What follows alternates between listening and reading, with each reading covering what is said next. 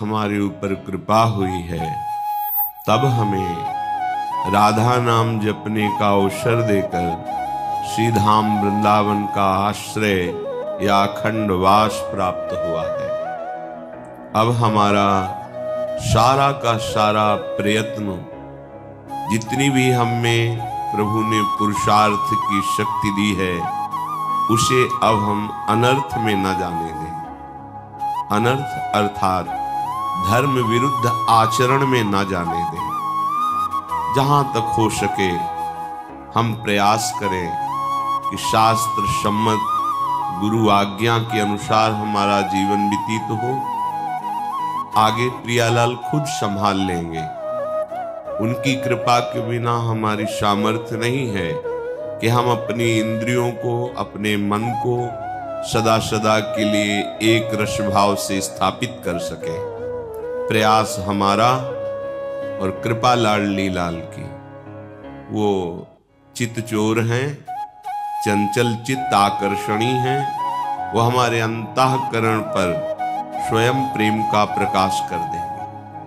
प्रेम का प्रकाश होते ही मन, बुद्धि, चित्त, अहंकार, ये सब ऐसे प्रेम रस में डूबते हैं जैसे एक कमजोर चींटा गुड़ में फंस जाए, गीले गुड़ में, फिर निकल नहीं सकता, उसकी सामर्थ्य नहीं है। ऐसे ही मन, बुद्धि, चित्त, अहंकार, ये चारों करण प्रियालाल के ऐसे प्रेम में फंस जाते हैं, फिर गति ही नहीं होती इनकी। मन अमना हो जाता है, संपूर्ण अंतःकरण केवल प्रियालाल में हो जाता है। यह हमारी साधना से नहीं, उनकी करुणा कटाक्ष से होगा। पर उनकी करुणा कटाक्ष उसी पर प्रकाशित होती है जो सारा प्रयत्न प्रियालाल के भजन में, प्रियालाल के अनुसार चलने में, प्रियालाल के अनुसार अर्थात प्रतिकूलस्य वर्जनम, प्रतिकूल आचरण हमसे ना बनने पावे, प्रयास हमारा, सफलता लाडली लाल की कृपा से। विषयों का इतना प्रबल आकर्षण होता है कि जो मंद बुद्धि हैं या मूढ़ बुद्धि हैं, उनकी तो कोई बात ही नहीं है। जो शास्त्र ज्ञान संपन्न है, बलात् विषय इंद्रियों को आकर्षित कर लेते, उनके भी समझदार जो हैं, ज्ञानी जन जो हैं, आत्मबोध संपन्न अलग बात हो गई, शास्त्र ज्ञान अलग बात है। ज्ञानी से संबंध यहां शास्त्र ज्ञानी से है, स्वरूप बोध से नहीं है। जैसे भगवान ने श्रीमद् भगवत गीता जी में कहा, श्रद्धावान लभते ज्ञानम। अब ये बोध संपन्न ज्ञान नहीं है, अभी उसे मार्ग का ज्ञान हुआ। अब वो अपनी इंद्रियों पर शासन करके जितेंद्रिय हुआ। श्रद्धावान लभते ज्ञानम तत्परः संयतेन्द्रियः। अब जब जितेंद्रिय हुआ, अब जो बोध हुआ उसे आत्मबोध कहते हैं। यही परम शांति का स्वरूप है। श्रद्धावान लभते ज्ञानम तत्परः संयतेन्द्रियः ज्ञानम लब्ध्वा पराम शांति मचिरेणाधिगच्छति। अब जो ज्ञान प्राप्त हुआ वो स्वरूप बोध है। स्वरूप बोध जिसको हो गया है, तो वहां कोई गुंजाइश ही नहीं है, न विषय की, न इंद्रियों की, न मन की। नहीं स्वात्मा रामम विषय मृग तृष्णाम भ्रमयति। आत्मबोध प्राप्त हुए महापुरुष के हृदय में किंचिन मात्र कभी कोई भी यहां से लेकर ब्रह्मलोक तक का भोग वैभव आकर्षण ही नहीं पैदा कर सकता। ये बोध संपन्न महापुरुष की स्थिति होती है। नहीं स्वात्मारामम विषय मृग तृष्णाम भ्रमयति। आत्माराम पुरुष कभी विषय मृग तृष्णा में भ्रमित नहीं होता। पर यहां जो ज्ञान का शब्द है वो शास्त्र ज्ञानी का है, अभी बोध नहीं हुआ है। तो कह रहे हैं हृते बुद्धिमानोपि नरो हारिभिरिंद्रियै। जो शास्त्र सिद्धांत को जानते हैं, जिन्हें शास्त्रों का ज्ञान है, उनकी भी इंद्रियों को विषय खींच लेते हैं। इतने बलवान विषय हैं। जहां इंद्रियां विषयों की तरफ आकर्षित हुई तो इंद्रियां इतनी बलवान हो जाती है कि मन को खींच लेती है, और जहां मन इंद्रियों के साथ भोग में विचरण करता है वहां बुद्धि भ्रष्ट हो जाती है। भ्रष्ट माने अपने सतमार्ग से गिर जाती है। इसलिए विचार शक्ति को प्रबल रखो। ऋषिजन महाराज युधिष्ठिर को समझा रहे, विचार शक्ति को प्रबल रखो। ये विचार विवेक से होता है, और विवेक साधु संग से होता है। जिसको सत्संग के द्वारा विवेक प्राप्त हो गया वो विचार करता है कि जिन भोगों के लिए हम लालायित हो रहे हैं, उन भोगों को कोई बहुतायत में भोग रहा है, पर वो भी अशांत है, उसकी भी और भोग भोगने की तृष्णा है। इसका तात्पर्य सुख नहीं है। अगर सुख होता तो हृदय कृतकृत्यता का अनुभव करता कि जिस भोग को हमने चाहा उसे भोगा, तो अब कछु नाथ न चाही मोरे। अब नहीं, भोग लिया, देख लिया, बड़ा सुख है, लेकिन आज तक कभी किसी को ऐसा अनुभव नहीं हुआ। बस बार बार भोगने की इच्छा, नवीन भोग भोगने की इच्छा, ये विचार लुप्त हो गया। यहां कहते हैं विमूढ़ संज्ञो, मूढ़ता उसके हृदय में जागृत हो जाती। जो शास्त्र ज्ञानी साधारण पुरुषों की बात नहीं कह रहे। ज्ञानी नाम अपि चेतांश देवी भगवती ही सा बलादा कृष्ण मोहाय महामाया प्रेक्षति। इसी की टीका गोस्वामी श्री तुलसीदास जी कहते हैं, जो ज्ञानिन कर चित अपहरई बरियाई विमोह बस करे। विमोह माने मूढ़ता। विमूढ़ संज्ञो दुष्टास्वई रुद्भ्रांतैरिव सारथी। वो ऐसी दुष्ट इंद्रियां हो जाती हैं कि जैसे कोई ड्राइवर नशे में हो जाए और मार्ग भूल जाए तो चला जा रहा है, कहां मुठभेड़ हो जाए, कहां गड्ढे में गिरा दे, ऐसी बुद्धि मंद हो जाती है, भ्रष्ट हो जाती है। अब उसको यही लगने लगता है कि ये तो कहने वाली बात है कि भजन में सुख है, आराधना में सुख है, सुख तो भोगों में ही है, ऐसी विमूढ़ता छा जाती है। इसलिए जो ज्ञानी पुरुष जनेन्द्री और रसेंद्री के भोगों में लगे हुए हैं, बहुत ध्यान देने योग्य बात कह रहे हैं। शिष्णोदर कृते प्राज्ञ करोति विगशम बहु मोह राग वशाक्रांत इंद्रियार्थ वशानुगा। जिनका केवल एक ही लक्ष्य है, अच्छा अच्छा भोजन मिले और काम भोग करने की लालसा प्रबल करके उसी का चिंतन, उसी को भोगने में सुख का अनुभव, वो अज्ञानी पुरुष है। वो परमार्थ में नहीं है, वो रागी पुरुष है। विषयों का चिंतन और विषयों की क्रिया करना, विषय सामग्री को एकत्रित करके भोग भावना में रहना, विचार शक्ति नष्ट हो गई। अर्थात जो मनुष्य जीवन की दुर्लभता भगवत प्राप्ति के लिए कही गई, वो निकृष्ट भाव को प्राप्त हो गई। तिनते खर सूकर श्वान भले जड़ता बस जे न कहें कछुए। उनसे सुअर कुत्ता गधा अच्छे। क्यों अच्छे? क्योंकि अपने कर्मों का भोग भोग कर ऊपर उठ रहे हैं, और हम मनुष्य शरीर में ऐसे आचरण कर रहे हैं कि अब हमें बहुत नीचे गिरना पड़ेगा। जहां विचार शक्ति लुप्त हुई तो दशा बदल जाती है अजितेंद्रीय पुरुष की, बड़ी दुर्गति को प्राप्त होता है। अभी तो पता नहीं चलता, जब उसका फल आता है, कर्म भोग का परिणाम आता है, तब त्राहिमाम मचता है हृदय में। कोई रास्ता दिखाई नहीं देता कि हम जिस रास्ते से चल करके अब अपने को बचा लें। सदिन्द्रियाणि विषयं समागच्छन्ति वै यदा तदा प्रादुर्भवत्तेषां पूर्व संकल्पजं मनः। एक बात जीवन में बहुत अनुभव की हम बताते हैं, अपने विचार में संक्रामक विचार ना आने दे साधक। भगवत प्राप्ति के मार्ग का उपासक अपने विचारों को सद्गुरुदेव के और शत शास्त्रों के विचारों से मिलाए, बस।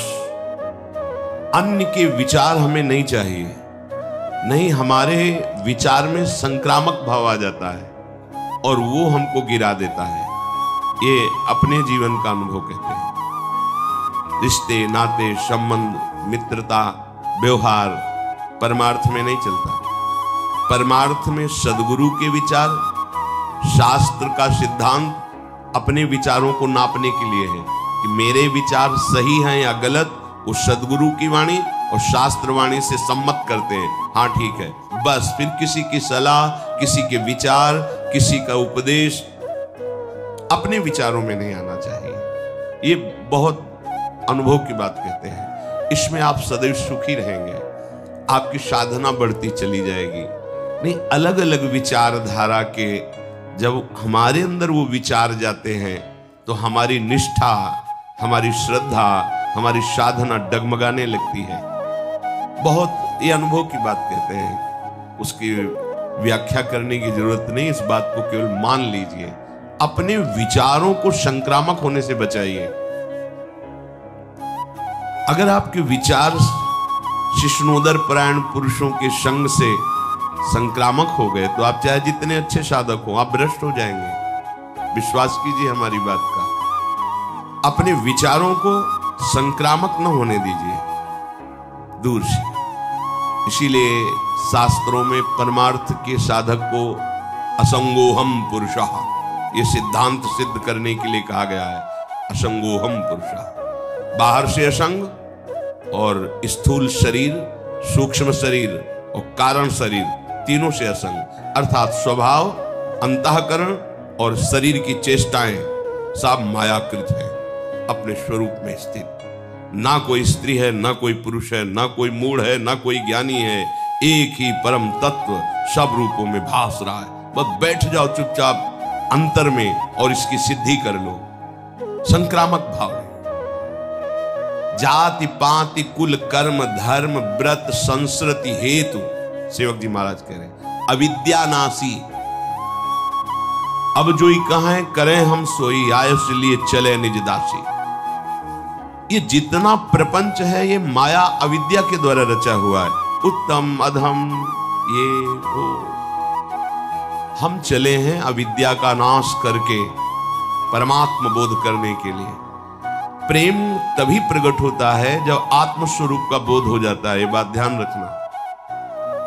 महापुरुषों ने कहा, पांचों भूले देह शुद्धि। देह शुद्धि विस्मरण का तात्पर्य है आत्मस्वरूप में स्थिति। जैसे सेवक जी महाराज को आत्मा हरिवंश प्रगट परमानंद। जब तक देहाशक्ति है तब तक परमार्थ का आनंद क्या है ये आपका अनुभव करने की सामर्थ्य नहीं, ना अंतःकरण में, ना स्वभाव में। शुद्ध परमार्थ का जो स्वरूप है वो ये सब से अपना संबंध ना रखना है। इसी से खाते पीते उठते बैठते चलते फिरते सब चेष्टाएं दिखाई दे रही, लेकिन वो कुछ नहीं कर रहा। इससे कोई संबंध, वो स्थिति होती है, तुम्हारी बातों से नहीं होगा। वो एक स्थिति होती है। यहां जो उपदेश दिया जा रहा है उसका भाव आंतरिक है कि जिन्होंने केवल इंद्रियों के भोगों को ही सुख माना है, ऐसे लोगों से संभाषण, ऐसे लोगों की सलाह, ऐसे लोगों के साथ उठना बैठना आपके विचारों में संक्रामक भाव पैदा कर देगा। जो आपने दृढ़ निश्चय किया है भगवत प्राप्ति का, उसमें बाधा पहुंच जाएगी। महापुरुषों ने तो इतना कहा, सर्प का संग कर लेना ठीक है लेकिन विषयी पुरुष का नहीं। गोस्वामी तुलसीदास जी ने तो कहा, बरुभल बास नरक करता था, दुष्ट संग जनि देव विधाता। नरक का बास अच्छा है लेकिन विषयी पुरुष का संग अच्छा नहीं। बहुत सूक्ष्म विषय है। नरक के बास से हमारे पाप नष्ट होते, लेकिन विषयी पुरुष के संग से पाप प्रवृत्ति बढ़ती है। सांप काटेगा तो उसके विष की औषधि भी है, या बहुत बहुत एक शरीर नष्ट होगा, लेकिन विषयों के संस्कार हजारों जन्मों तक हमें जलाते रहेंगे, जैसे अभी जला रहे हैं पीछे किए हुए विषय सेवन से। जब मन और पांचों ज्ञानेंद्रियां ये विषय भोग में प्रवृत्त हो जाती है, उस समय प्राणी के हृदय में भोगों का संकल्प दृढ़ होता है।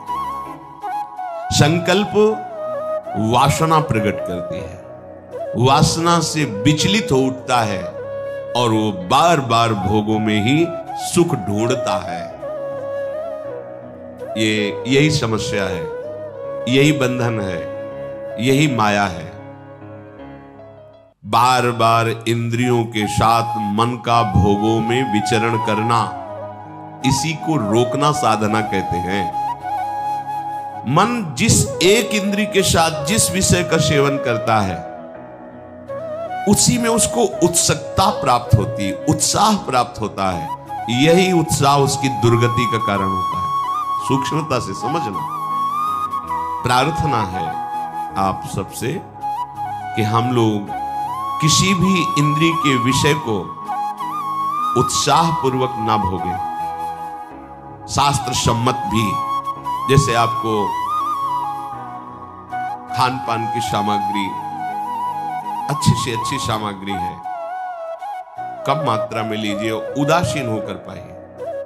भगवत प्रसाद है, बस प्राण पोषण के लिए, अच्छा ऐसा नहीं होना चाहिए। यही उत्साह है। इंद्रियां उत्सुक हो, आज ये उत्सुक हो गई, अब क्या हुआ, उत्साह के साथ जैसे गीली या गर्म मोम में तत्काल छाप लग जाती है, ऐसे आपके अंतःकरण में विषय रस की छाप और बढ़ गई और बढ़ गई। चले थे विषय रस मिटाने के लिए और हमारी उल्टा गति हो रही, विषय रस और पुष्ट हो रहा है। विषयों के प्रति उत्सुकता भर जाना। हमने देखा है महापुरुषों को, जब यमुना किनारे बिंदौर की तरफ भ्रमण कर रहे थे, हमारे दो ही मार्ग थे, गंगा का किनारा और यमुना जी किनारा। कभी किसी शहर, किसी ग्राम में एक भी रात्रि रुकने का ऐसा कभी नहीं रहा। जहां तो कोई देवालय, यमुना किनारे या गंगा किनारे जब भ्रमण किया है, या गांव के बाहर कोई देवालय, उसमें रुकना। तब तक जब तक वृंदावन धाम में श्री जी ने कृपा नहीं, तब तक कभी भिक्षा नहीं मांगी। आकाश वृत्ति का ही आश्रय लिया। जो हमारे पास स्वयं आ जाएगा हम उसको पाएंगे, अन्यथा मांगने का शब्द नहीं था। क्योंकि यौवन अवस्था थी, नगर में प्रवेश होने से हमें डर लगता था, किसकी क्या भावना है, कैसा है। तो गंगा का किनारा हमारे लिए या यमुना किनारा, वहां एक परमहंस जी मिले, बड़ा दिव्य स्वरूप, कांतिमान तेजो में, एक अचला केवल नीचे, एक झोली जिसमें छांदोग्य उपनिषद, चश्मा और छड़ी। वही अचला ऐसे मच्छरों से बचाने के लिए ओढ़ लेते, दो लंगोटी, एक अचला, एक छड़ी, एक चश्मा, छांदोग्य उपनिषद। ऐसा वैराग्य की देख के एकदम चित्त आकर्षित हो गया, और ब्रह्मबोध संपन्न महापुरुष। तो जैसे भंडारा हो रहा है, प्रयाग में कुछ दिन रुके थे उनके साथ, भंडारा हो तो खबर रखते थे, गए नारायण, नहीं स्वामी जी हमारे यहाँ तो बैठ के पवाया जाता है, तो नारायण अगर आपको देना है तो दे दीजिए, हम बैठेंगे। तो उनका ऐसा प्रभाव था कि सामने वाला फिर कुछ बोल नहीं सकता था। वो सब सामान, क्या है, अच्छा 2 पूड़ी डाल दीजिए, सब्जी डाल दीजिए, खीर इसी में डाल दीजिए, उसी खप्पर में सब डाल दिया जितना आवश्यक है, गए बैठ। यही स्वभाव, वस्तु का स्वाद नहीं, प्राण पोषण के लिए अन्न पा रहे हैं और प्राणों को आहुति देनी है प्रभु के चिंतन में। एक एक श्वास की आहुति बहुत बड़ी यज्ञ है।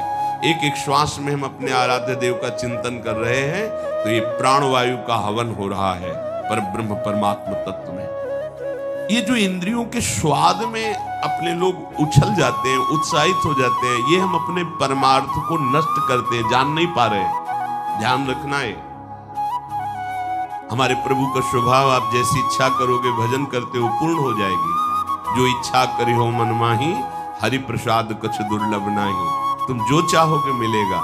लेकिन बाबा जी बने हैं या परमार्थ मार्ग के पथिक बने, चाह मिटाने के लिए, चाह को पुष्ट करने के लिए, चाह बढ़ाने के लिए नहीं। इसमें आपको हट करना पड़ेगा। अलग अलग स्वाद लेने की चेष्टा छोड़िए। यही चेष्टा तुम्हें और इंद्रियों के भोगों में फंसा देगी। यही उत्साह तुम्हारे पतन का कारण होगा। भोग के लिए उत्साह होना ये परमार्थ विहीन अंतःकरण का लक्षण है। परमार्थिक का जो अंतःकरण है वो उत्कंठा पूर्वक भगवत चिंतन के लिए उत्साहित रहता है। अगर हमारा हृदय भोगों के लिए उत्साहित है तो तुम्हें जलन नहीं होती, तुमको क्लेश नहीं होता कि हम अपने मार्ग से विमुख उत्साह कर रहे हैं। जथा लाभ संतोष सदा काहू सो कछु न चाहूंगा। कोई कच्चा पक्का ये वो कोई मतलब नहीं। भाग्य प्रारब्ध के अनुसार या प्रभु के विधान के अनुसार जो है उसको उचित रूप, हाँ 2 रोटी डालिए, सब्जी डालिए, बस प्राण पोषण करना है और भगवत तत्व में लीन होना है। खा पी के खूब भोगों को थोड़ी भोगना है। और गृहस्थ धर्म में भी आवश्यकता अनुसार भोगों के सेवन का आदेश है। अगर आवश्यकता से विपरीत चेष्टा करोगे आहार विहार की, तो विपरीत चेष्टा फिर आपकी अन्य इंद्रियों की होगी, वो अधर्म हो जाएगा। चाहे जो कोई हो, अध्यात्म सुख लेना है तो इंद्रियों के भोगों में उत्साह न रखते हुए केवल प्राण पोषण या भगवत आज्ञा का पालन करने के लिए, चाहे वो गृहस्थ हो या विरक्त हो, जैसा शास्त्र सिद्धांत है उसके अनुसार चले। उत्साह पूर्वक भजन करने में वृत्ति लगनी चाहिए। अधिक से अधिक वो 11 माला जपता है तो हम 21 माला जपे, 51 माला जपे, अधिक से अधिक उत्साह हो। नाम कीर्तन में, वाणी गायन में, संयम में, कम सोने में, कम खाने में, कम बोलने में, इसमें उत्साह हो। उत्साह पूर्वक प्रपंच वार्ता करने में, प्रपंच चिंतन करने में, भोगों को भोगने में, यह अध्यात्म मार्ग के पथिक का लक्षण नहीं। सबके अंदर इंद्रियों का विषयों के प्रति आकर्षण और उत्साह रहता है, इसी को नष्ट करना साधना है। मना कष्टान इंद्रियाणि प्रकृति स्थानि कर्षति, उसी को उल्टा करना है हमको। प्रकृति की तरफ नहीं, परमात्मा की तरफ आकर्षित करना है। तो कमर कस के जब इस मार्ग में तुम चलोगे तो तुम्हें सहयोग मिलेगा, आराध्य देव का, गुरुदेव का बल मिलेगा और उसी बल से हम आगे बढ़ते हैं। तो मन जिस इंद्री के विषयों का सेवन करने जाता है उस विषय में वो उत्साहित हो जाता है, सब देखो हृदय में, और वही उत्साह दृढ़ चिन्ह बना देती, संस्कार बना देती भोग के। और भोग उपभोग में प्रवृत्त होते होते वो अपने स्वरूप को भूल जाता है, उद्देश्य को भूल जाता है। ऐसा होता है। ततः संकल्प बीजेन कामेन विषयेषु भी विद्धा पतति लोभाग्नौ ज्योतिर्लोभात् पतंगवत्। अब उसका संकल्प पे संकल्प बनता रहता है भोगों का। आज ये भोगा, कल वो भोगेंगे, ऐसा अगर मिले तो अच्छा है, ऐसा भोगे तो अच्छा है। अब वो संकल्प विषय रूपी बाणों से अंतःकरण को बींध देता है, कसक जलता रहता है हर समय। भोगते हुए भी भोग की इतनी वासना बढ़ जाती है कि इंद्रियां काम नहीं करती और तृष्णा बढ़ गई, कितनी दुर्दशा। बोले वो ऐसे नष्ट हो जाता है जैसे पतंगा तेज के आलिंगन करने के लिए भस्म हो जाता है दीपक में या अग्नि की लौ में जाकर के। एवं पतति संसारे तासु तास्वि योनिषु अविद्या कर्म तृष्णाभिर भ्राम्यमाणोथ चक्रवत्। अब ये चक्र चल गया।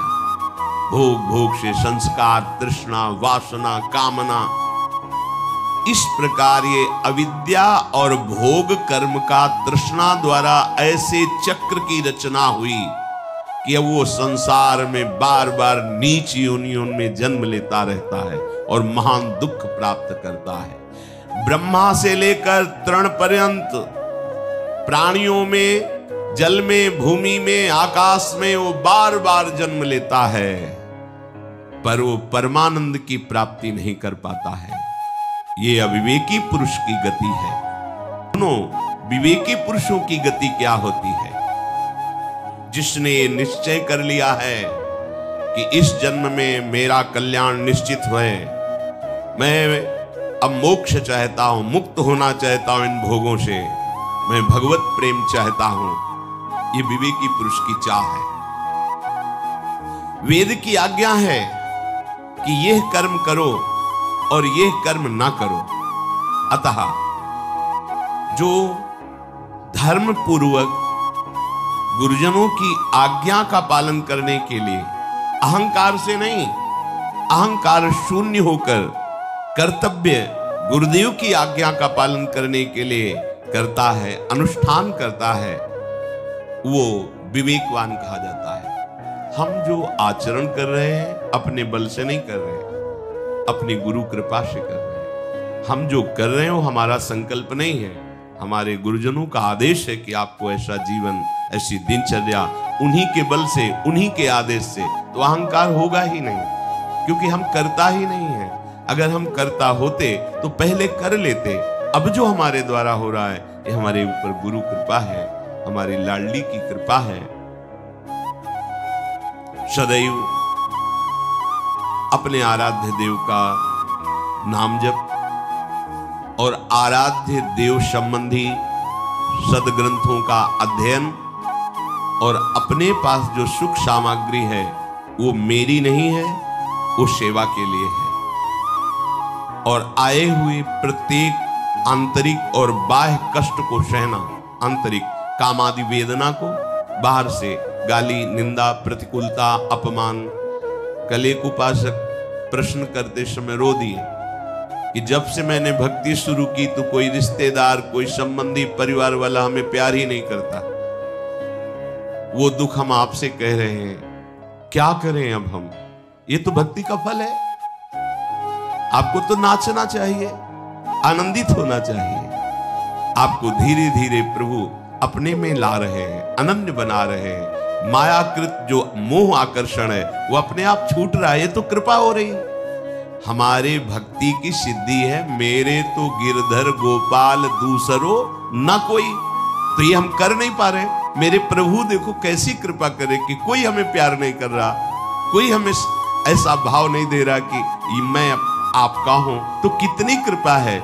जैसे हमारी सिद्धि है, हे श्यामा श्याम आप मेरे हैं और मैं आपका हूं, आपके सिवा मेरा कोई नहीं है, मैं किसी का नहीं हूं। ये हमारी सिद्धि है, ये हमारी भूमिका है भक्ति की चरम अवस्था की। ये तो कृपा हो रही। अब अज्ञान के कारण उसे हम विपरीत मान करके रोएं, दुखी हों कि हमको संसार प्यार करे, ये धोखा है। तुम्हारी बुद्धि तुम्हें धोखेबाजी में फंसा रही है। यहां कौन है अपना? मेरा प्रभु इतना छलिया है कि वही विविध रूप रख करके छुपा छुपी का खेल कर रहा है, मुझे केवल पहचान रहा है, आप ही हो, आप ही हो, आप ही हो। बस जीवन मुक्त हो गए। एक ही प्रश्न है, प्रभु के सिवा कोई और नहीं, कोई और नहीं, प्रभु के सिवा कोई ठौर नहीं। बस अब वो जब कृपा करके आपको उठा रहे तो आप रो रहे कि हमें तो कोई प्यार नहीं करता, हमारा तो सब बिगड़ता चला जा रहा है, हमें सब छोड़ते चले जा रहे। यही तो अध्यात्म का फल है। वैसे ही सब छोड़ देंगे तुम्हें, तुम किसी को साथ नहीं रख पाओगे, कोई तुम्हें साथ नहीं रख पाएगा। अंत ही तो ही तजेंगे पामर, तू न तजय अब ही ते, मन पछतई है और शर्मीते। तो जो आंतरिक क्लेश और बाह्य क्लेश, इनको सहना और अपने प्रति जो कोई अपराध करे उसे क्षमा करना, दंड देने की भावना ना होना, सदैव सत्य मार्ग का अनुसरण करना, मन और इंद्रियों को निर्विषय करना, ये है विवेकी पुरुष का लक्षण, ये है विवेक मार्ग। जो निष्काम भाव से ऐसा अनुष्ठान करे तो बहुत जल्दी उसको मोक्ष पदवी प्राप्त हो जाए, भगवत साक्षात्कार हो जाए। यदि सकाम भाव से करे तो सारी कामनाओं की पूर्ति हो जाए, फिर भी निष्कामता आएगी, क्योंकि भागवतिक मार्ग है। अगर इन्हीं कर्तव्यों का अभिमान युक्त पालन किया जाए तो पतन होने की संभावना है। पूर्णतया तुम्हारा कोई संकल्प नहीं होना चाहिए। संकल्प आराध्य देव गुरुदेव का कर्तव्य रूप में जो मैं उपदेश मिला है उन्हीं के बल से पालन कर रहे हैं। बस ये बात समझोगे तो कभी अहंकार नहीं आएगा। चाहे सत संकल्प हो चाहे असत संकल्प हो, संकल्पों का करना ही बंधन कारक है। सत असत दोनों संकल्पों को शांत हो जाना। संकल्प रहित हृदय ही जीवन मुक्त महापुरुष है। कोई ना सत संकल्प है ना असत संकल्प है। जो शत है उसका संकल्प क्या, वो तो शत है ही। पूर्णतया संकल्पों का शांत हो जाना, इंद्रियों का भली प्रकार से वश में कर लेना, कभी भी किसी को कष्ट ना देने की भावना होना, सदैव गुरु की सेवा और आज्ञा में संलग्न रहना, साधन उपयोगी ही आहार करना, साधना में बाधा ना पहुंच जाए। ये खुद के अनुभव की बात है। जब सात्विक भोजन दाल रोटी पाई जाती है और इतना नहीं अधिक मात्रा में कि वो हमें प्रमाद में लगा दे, तो भजन अच्छा होता है। और जब बहुत अच्छे अच्छे जो पदार्थ कहे गए वो पाए गए हैं, तो देखा गया है कि बुद्धि भजन में कम लगती है और नाना प्रकार की प्रापंचिक वृत्तियां जागृत होती है। एकाग्रता पूर्वक देखा अंतःकरण में कि जब जिनको अच्छे पदार्थ कहते हैं वो जब खाए जाते हैं तो बुद्धि रजोगुणात्मक होकर प्रापंचिक चिंतन में उत्साह बढ़ाती है। और जब सात्विक भोजन कम आहार किया जाता है तो भजन में निरंतर वृत्ति लगने का उत्साह बढ़ता है। इसीलिए यहां आदेश कर रहे हैं, कह रहे हैं यथा योग्य साधनोपयोगी आहार करना। कोई भी कुछ भी हो, संतोष ने सुना, जैसे आपको पकवान या अच्छे पदार्थ बने हुए आप कम मात्रा में लीजिए, जितना रोज लेते हैं उससे भी कम मात्रा में, तो आपके अंदर कोई विकार नहीं होगा और प्राण पोषण हो जाएगा। आप 4 रोटी दाल सब्जी पाते हैं, किसी दिन पूड़ी पकवान बने, 2 पूड़ी लीजिए, थोड़ी सब्जी ले ली, थोड़ा सा मीठा ले, बस ठीक है, पा ले, शाम को फिर रोटी पा ले। अब दूसरे भाव में अगर हम पहुंचे तो पहले दिन तो 4 रोटी दाल पाते हैं, लेकिन जिस दिन अच्छे अच्छे पदार्थ तो यहां तक पा लिए। अब सारी की सारी ऊर्जा शक्ति पचाने में लगी हुई है, अब कब्ज हो गई है, गैस बन रही, भजन होगा भैया। पा के करोगे क्या, मलाई तो बनाओगे। और आप तो निर्मल सच्चिदानंद स्वरूप में स्थित होने के लिए निकले, बहुत सावधान। ये बार बार हम इसलिए करें कि यही हम फंस जाते हैं, खा खा के मर गए, अमरत्व को नहीं प्राप्त हुए। अगर उचित आहार और भजन करोगे तो अविनाशी स्वरूप हो, ये तुम्हें अनुभव में हो जाएगा, मरने का भय चला जाएगा। और आपसे अनुभव की बात कहते हैं कि कम आहार अधिक भजन तो बहुत बल। देखा है अध्यात्म बल, एकदम ऊर्जा शक्ति। कभी ऐसा किसी दिन महसूस नहीं हुआ कि आज उपवास किए इसलिए, ऐसा कभी नहीं हुआ, क्योंकि ब्रह्मचर्य अध्यात्म बल एक अद्भुत ऊर्जा शक्ति। और जब डकार लेने की भी जगह नहीं रह गई है, पड़े रहो, इधर उधर टहलो, मानसिक चिंतन खराब हो। साधनोपयोगी उचित आहार और शास्त्रों का अध्ययन विचार पूर्वक, जो शास्त्र स्वाध्याय कर रहे, और भगवत समर्पण, देह अंतःकरण स्वभाव, सर्वस्व भगवत समर्पण, वो कल्याण को प्राप्त होता नहीं, वो कल्याण को प्राप्त हो गया है जिसका ऐसा जीवन है। पूरे संसार को जीतना होता है साधक को। एवं कर्माणि कुर्वन्ति संसार विजिगीषवः राग द्वेष विनिर्मुक्ता ऐश्वर्यम देवता गताः। जो बुद्धिमान साधक, संसार को जीतने का मतलब क्या होता है? संसार को जीतने का मतलब आप हमसे मिले लेकिन आपका चिंतन नहीं होगा, आपका ध्यान नहीं आएगा। हजारों मिलो, व्यवहार होगा आपसे, बात करेंगे, प्रणाम नमस्कार उत्तर देंगे, लेकिन आपसे हटते ही अपने स्वरूप में स्थित, उसके लिए प्रयास नहीं है कि अब आप गए तो आपका चिंतन, आपने क्या कहा था, आप बड़े मित्र हैं, आप बड़े, कुछ नहीं, बिल्कुल खत्म, हुआ ही नहीं हमारा आपका संयोग। तटस्थ भूमिका, प्रश्न उत्तर बातचीत व्यवहार जैसे होता है बिल्कुल वैसे ही सम्यक, लेकिन इतना सावधान कि हमारे कैमरे में तुम्हारी फोटो नहीं आएगी और तुम्हारी बात नहीं आएगी। हमारा कैमरा फुल है, खाली नहीं है। पिय मूर्ति नयनन बसे तेहि रस राय समाय, ये लक्षण सुन प्रेम के और न कछु सुहाय, और न कछु सुहाय फिरे अपने मद मातो, कुटुम देहते जाए छूट सब ही विधि नातो।